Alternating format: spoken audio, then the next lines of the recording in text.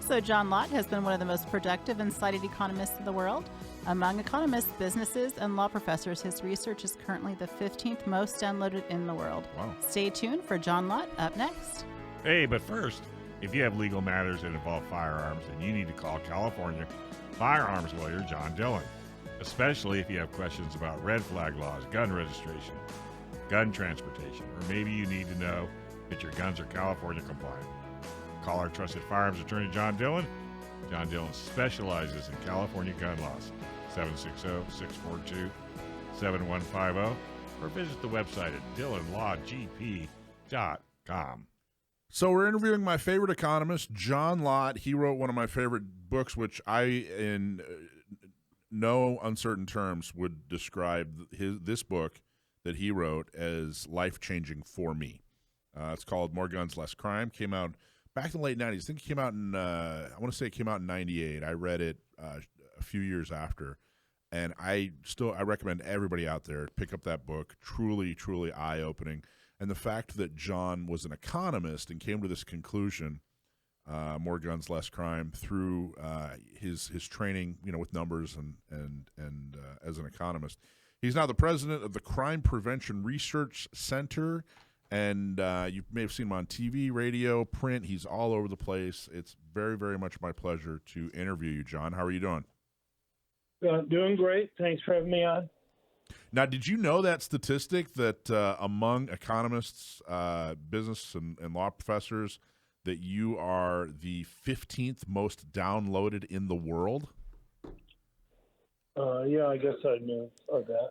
So, anyway, that's awesome. I think it's what a testament to how innovative and important and interesting your work is, and congratulations for that. Well, thanks. I appreciate you having me on. For those that aren't familiar, can you you just give us some background? How did you get into the statistics that led to your work around firearms and Second Amendment issues? Well, I mean, a lot of economists deal with crime. Economics has a couple basic points, but one of them is if something's more costly, people do less of it. If there's a greater return, people do more of it. And just like if the price of apples go up, people buy fewer apples. If it's riskier, if it's more difficult for criminals to go and commit crime, they do less crime. I mean, there's a lot of permutations on that, but that basic point, applies to lots of different areas in people's lives. And economists, that's one of the things we study.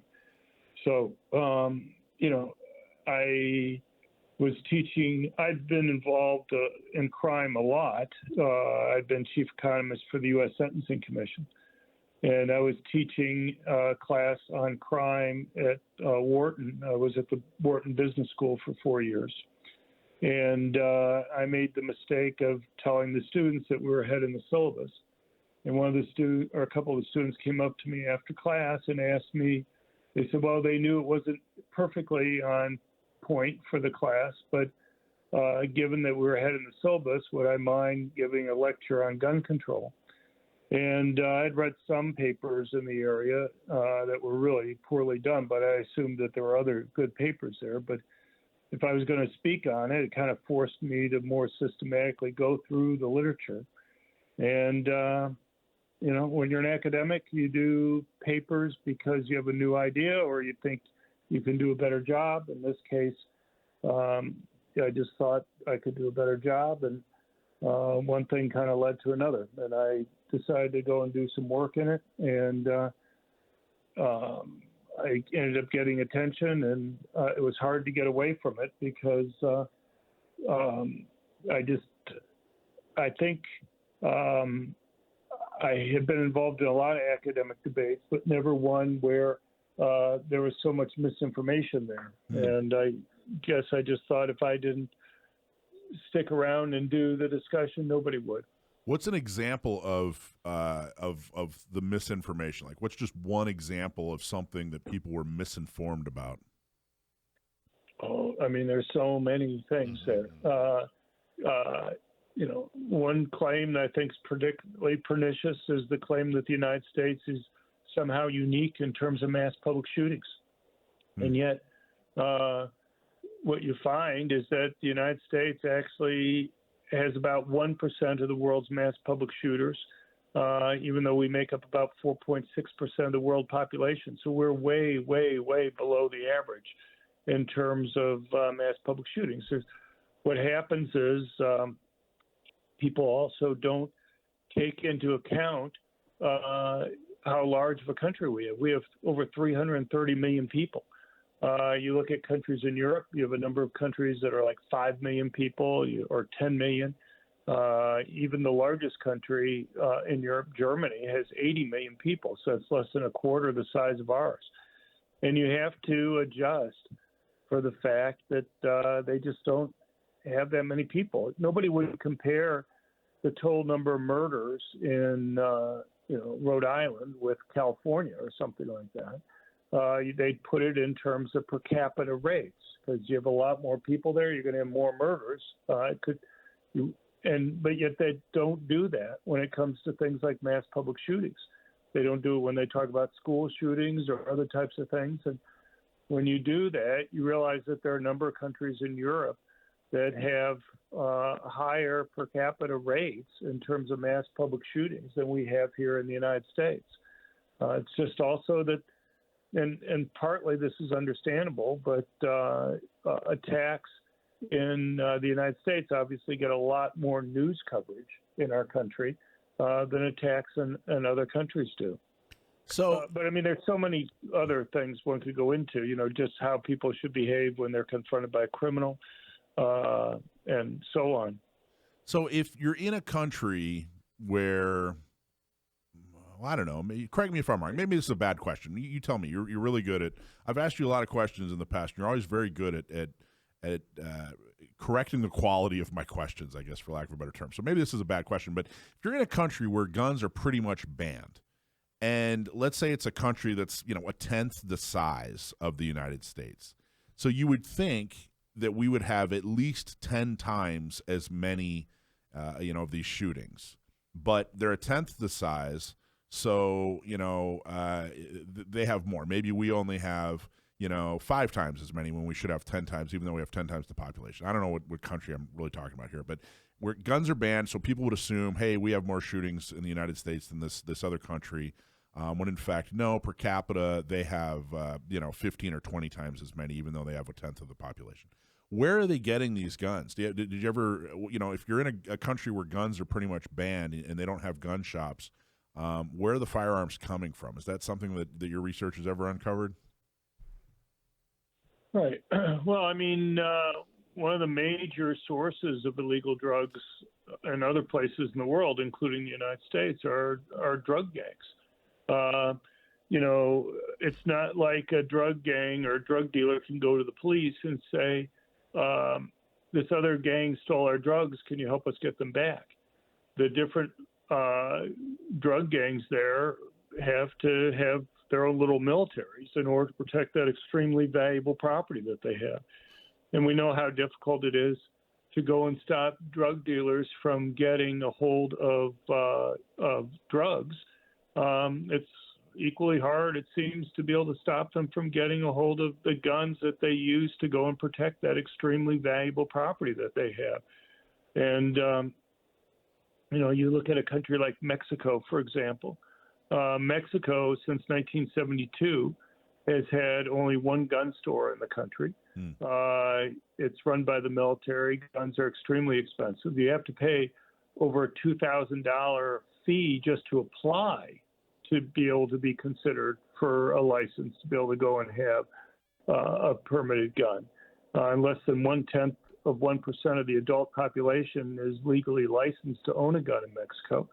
The most powerful gun you can been able to buy since 1972 in Mexico is a .22 caliber short round bolt action rifle.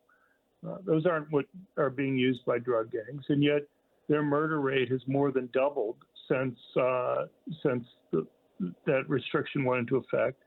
And in many recent years, they've had a murder rate that's 6 times higher than the murder rate in the United States. And it's basically the drug cartels there bring in drugs from around the world, and they bring in the weapons from around the world that they use to protect that extremely valuable property that they have.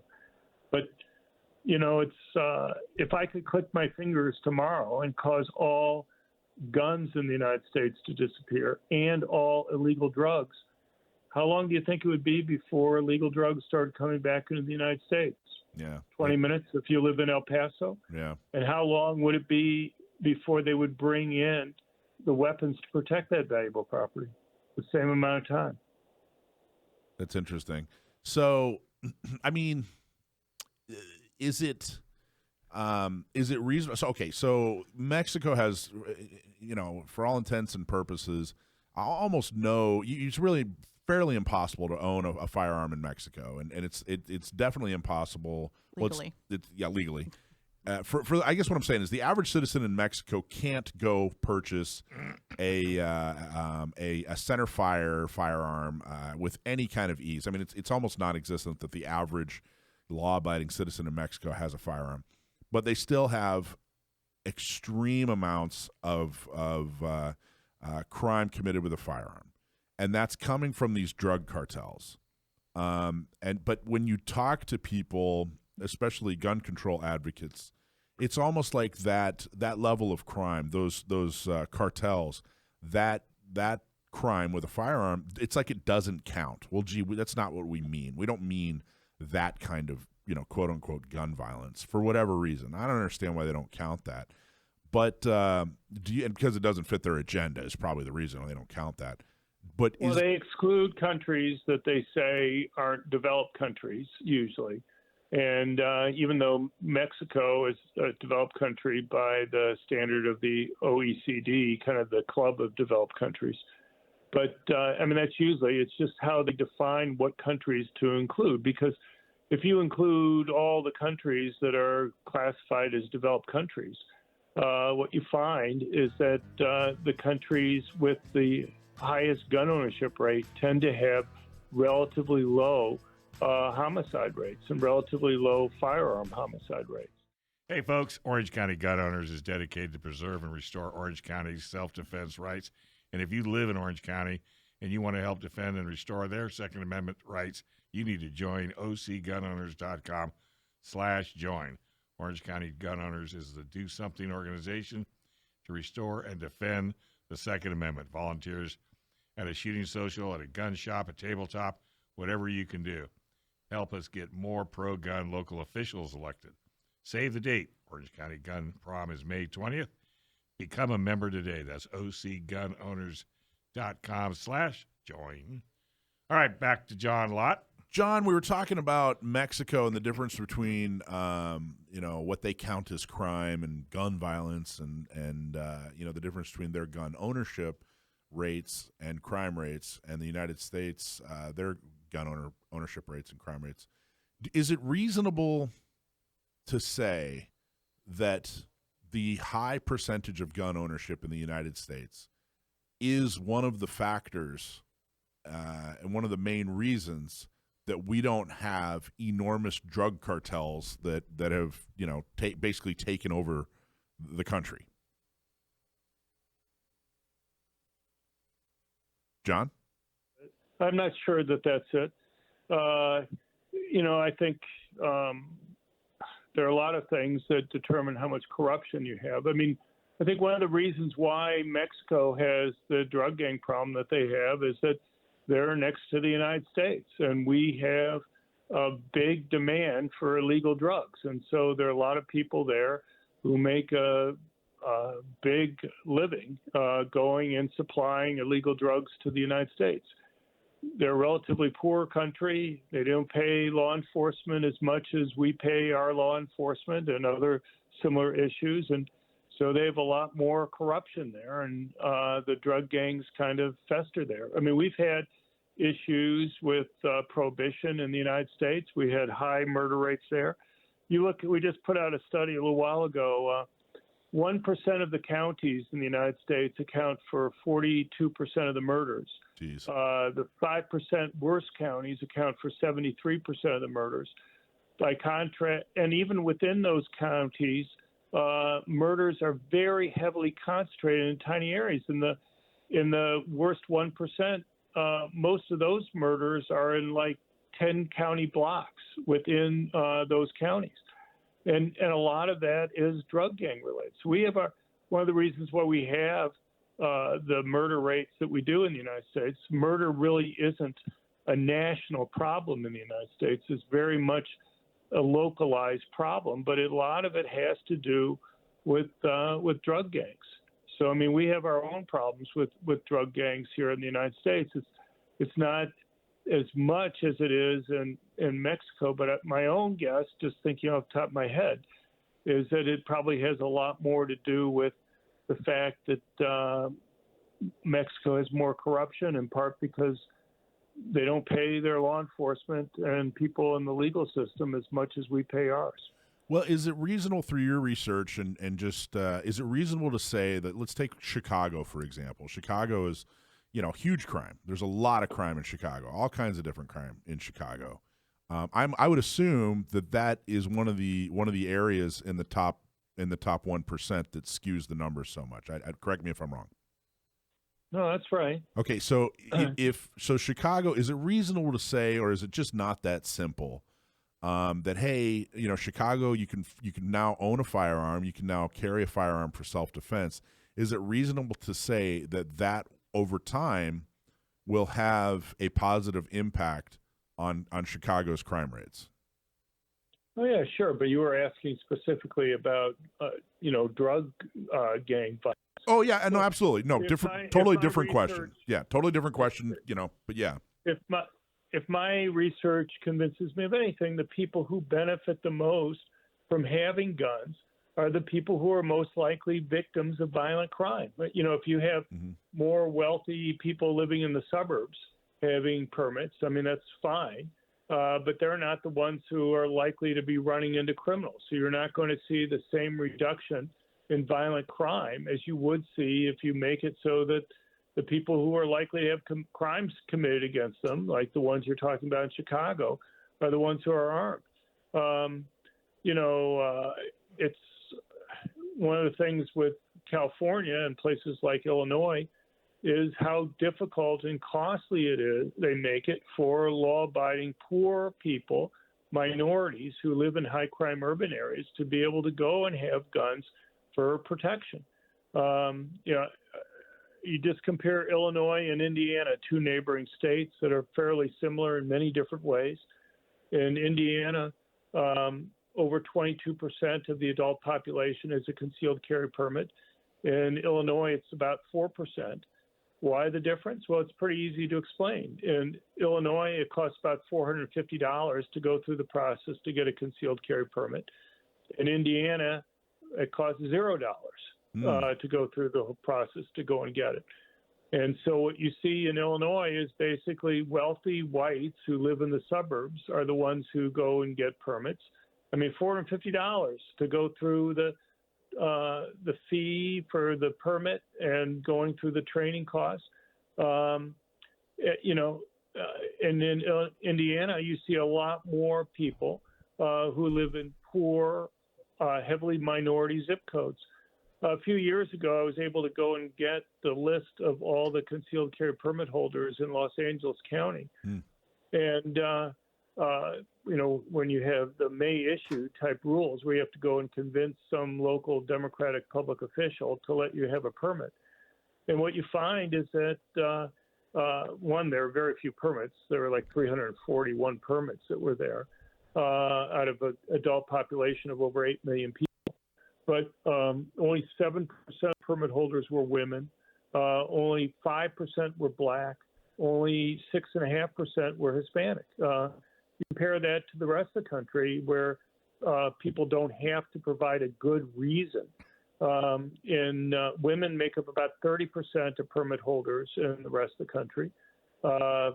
Blacks make up about 12%, which is about their share of the black population. Wow. And Hispanics, even though Hispanics make up 54% of the population in Los Angeles County, they only make up about 6.5% of the permit holders there. And it's just, maybe women and blacks and Hispanics just don't have crimes committed against them in Los Angeles. I don't really think that's the case. I don't think so either. but apparently the powers that be that determine whether or not somebody has a good reason to be able to go and protect themselves, the powers that be just don't view them as having good reasons. So have you reviewed SB2, the proposal that SB2 is here in California? I don't have it memorized what the different numbers are. Is this the new one for concealed carry that they have there? Exactly. Yeah, well, I mean, I know what's generally in it. I know California, Newsom wants to kind of go and follow what's happened in New York and New Jersey in terms of essentially banning people to be able to go and carry concealed handguns practically any place within the state. He wants to basically make everything a sensitive area. If that passes, and let's say there's no injunction, if it passes and it goes into practice, for whatever length of time, like let's pretend that nobody sues, nobody gets an injunction, you know what I mean? It just passes, and everywhere, for all intents and purposes, most places outside of your home are sensitive. What do you think that will do to California? How will that affect California? Well, you have very few people that have permits to begin with in California, That's true. So it's not going to have a huge impact there in terms of changing things. I mean, it will prevent you from getting the benefits. So, like as of February a year ago, in Los Angeles County, there was like one permit holder for every 5,600 adults in the county. In San Mateo County, where they had another mass public shooting, there was one permit holder for every 24,000 adults in the county. Mass public shooters in California really haven't had much to worry about in terms of running into somebody who's going to be able to go and stop them. I think that's one of the reasons why you've had so many mass public shootings in California. Which in the press conference, John, that's the press conference was the governor and the attorney general and a state senator, and it was kind of the premise. It was like, hey, we have all these mass shootings, therefore we're going to pass SB2, which will limit where people can carry, and which is the exact opposite of what they should be doing. And a reporter even kind of brought it up. They said, well, what kind of problems have you had with CCW holders? And of course, the governor just got mad, basically. Yeah, did no answer. He got mad and said, this is the kind of pushback that stops success or whatever. Meanwhile, it was a very reasonable question by an unbiased reporter. I thought it was absolutely ridiculous. He was unable to answer it. Well, I mean, they've had the same questions and the same reactions from politicians in New York. Kathy Hochul was asked when she was pushing for creating all these gun-free zones in New York. She was asked the same question and was also unable to answer it. And the reason why they can't answer it is because permit holders are incredibly law-abiding. And, what you find is that permit holders are convicted of firearms-related violations at 1/12 the rate that police are convicted of firearms-related violations. I knew it was less. I didn't know it was 1/12. That is extremely significant. Right. Well, I mean, those are the types of reports that we put out at our website at crimeresearch.org. But and officers are rarely convicted themselves of firearms-related violations at about 1/20th the rate of the general population. Hey, did you know we have a world-class flight training school here in San Diego? Pilots can fly almost every day. We're close to the ocean as well as the desert and mountains. Well, SDFTI's instructors can help you learn to navigate around the international border and military bases. That's why San Diego is one of the best places to learn how to fly in the world. Learn to fly in sunny San Diego right there at Montgomery Field. Getting started is super easy. Just give them a call at 858-569-1822 or go to Learn to Fly with SDFTI. That's 858-569-1822. So we're talking to John Lott. Extremely interesting gun statistics and some of the conclusions that have come from your research. And I want to take a step back. And one of the things that is really impressive to me is we talked a little bit about how you got into this and how it got started. But you're not the NRA. You're not funded by the NRA. You didn't come about this. I guess what I'm saying is you weren't involved in Second Amendment activism, and if memory serves, you weren't like a big gun owner prior to this. You truly went into the research, did good science, and came to conclusions, without having preconceived notions. Is all that fair to say? Right. I never owned a gun. Nobody in my family had owned a gun. I didn't grow up with anybody in my household or family owning a gun. I hadn't been involved with it. I probably would have been classified as being somewhat in the middle of the debate. I'm sure I was affected as much as others by, the violence that you see in the news coverage there. Now I kind of realize how biased the media coverage was, but I wouldn't have known that at the time. Now, one of the things that I remember that I was really impressed with was some of the terminology that led to some of the misinformation. And I recall, if you don't mind talking about, there was a myth that you're more likely if you're killed by someone with a gun and you were in a relationship with them or something along those lines. And when you dug into that, you found out that it had to do with the way the FBI defined a relationship. Do you remember what I'm talking about? Well, I don't know. There are a number of points that might be related to what you're talking about. I mean, look, one of the things people hear is that over half murders in the United States involve acquaintance murders. And when people hear that, they're thinking about people who are somehow emotionally, attached to other people. And that's simply wrong. The vast majority of acquaintance murders involve rival gang members.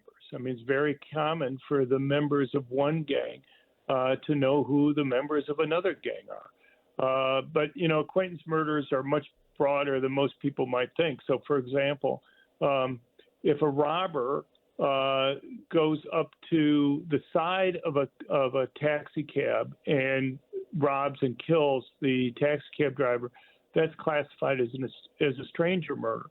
But if the robber is in the back of the cab and is getting a ride from the cab driver there and robs him and kills him at that point, that's classified as an acquaintance murder because of the perceived financial relationship that existed between the robber and the taxi cab driver.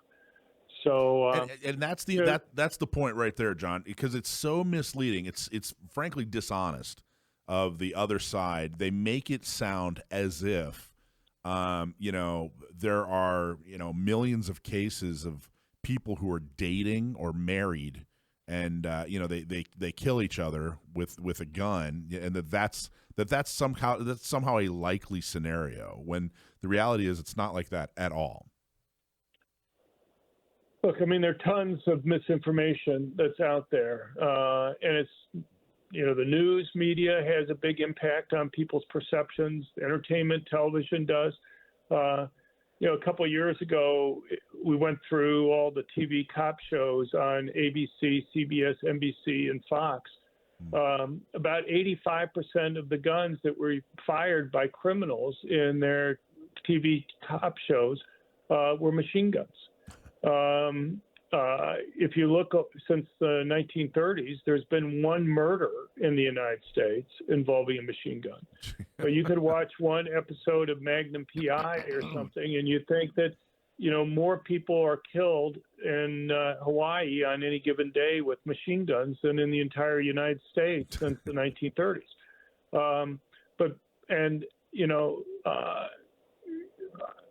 It's not surprising that so many people are in favor of gun control. When you constantly hear about bad things that happen in the news with guns and virtually never hear about the benefits, it's not surprising that people think that if you just get rid of guns, the situation will be better. So year before last, we went through and did an extensive deep dive on media coverage on defensive gun uses.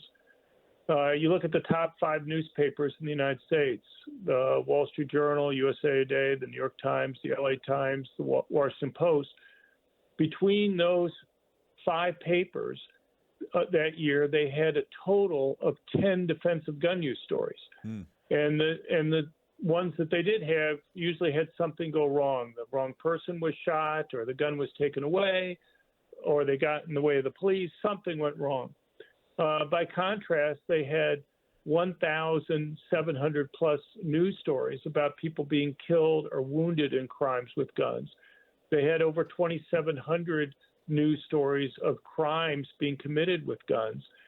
So, and even if you add in MSNBC and CNN, you get 0 defensive gun uses being reported over the year there. So somebody could think they're very well read. They keep up with the news all the time. And they would think, look, there's like no benefit from having a gun, lots of crime. So why not just get rid of guns there? We went through, if you look at all the news stories and all the sources, you'll find about 2,000 defensive gun uses on guns. But just give you an idea of how the media misses this. Most of the news stories on defensive gun uses involve instances where the attacker was killed. 42% of them involve instances where the attacker was wounded. Only 4% involve instances where a simple brandishing of a gun stopped the attack. Yeah. Now, if I'm editor of a news bureau and I have 2 stories that come across my desk, one case, there's a dead body on the ground. In another case, let's say a woman's brandished a gun, the would-be attackers run away, no shots are fired, no dead body on the ground. You're not even sure what crime would have been committed. I think anybody would pick the first news story over the second one in order to run. But it has an impact. Just because something is newsworthy, if it bleeds, it leads type of thing, doesn't mean that it reflects reality very well, because in reality, about 95% of defensive gun uses involve instances of simple brandishing of a gun. But you would never know that. Can you talk? We just have four minutes here. Can you talk about the misleading, the way they talk about mass shootings and what they qualify? When most people think of a mass shooting, they think of some deranged person who goes into a school or a theater and just random havoc. But that's not. That's a small percentage of what is counted as a mass shooting. Can you talk a little bit about that? Right. So the way the FBI defines active shooting cases are attacks that occur in public. They're not part of some other type of crime like a robbery or a gang fighting over drug turf. And they include anything from one person being targeted and missed all the way up to a mass public shooting. And the reason that they have the definition that they do is to try to get at the types of cases you're talking about, where somebody goes into a place, and a school or a mall or a movie theater, and the whole point of the attack is simply to go and kill other people. So over the 8 years from 2014 to 2021, the FBI claims that there's 252 of those cases. Now you'll hear that there's one mass shooting a day in the United States, and that data comes from some place called the Gun Violence Archive, and they define it as 3 or more people wounded. Usually mass public shootings are 4 or more people killed. That's kind of the traditional FBI definition of it. But the other thing is the vast majority of their cases, about 87% or so of the cases from the Gun Violence Archives, are drug gang fights over drug turf. And look, I think people being killed in either way is important. Tragic. Sure, yeah. But what they do is people will go and mention some of the high-profile mass public shootings, and then go and mention that there's one of these occurring a day, and they make 2 minutes think that there's one of those types of attacks occurring a day, and that's simply not the case. These are overwhelmingly drug gangs fighting against each other, and most of the rest are just robberies or other things that have happened. So the causes and solutions to stopping drug gangs fighting against each other over drug turf are very, very different. Exactly. And and there's a reason why the media doesn't cover those very much compared to these other mass public shootings. And yet, Biden or this gun violence archive, which, by the way, the gun violence archive was caught recently lobbying the Centers for Disease Control to remove information on defensive gun uses from their website, complaining about, just to give you an idea where the group is coming from, they were complaining that it was making it hard, by having numbers on the number of defensive gun uses, was making it harder for them to go and push for gun control. To lobby, of course. John, where do people find more about your work and maybe support what you're doing? How do we find you? At our website at crimeresearch.org, crimeresearch.org. Thanks for watching this clip from Gun Owners Radio. You can watch us live every Sunday from 4 to 6 p.m. California time, right here on our YouTube channel, or if you're in the San Diego area, you can listen to us on 1170 a.m. We're also available on your favorite podcast platform for free. Don't forget to like and subscribe so that you can help restore and protect the Second Amendment, not just in California, but across the country.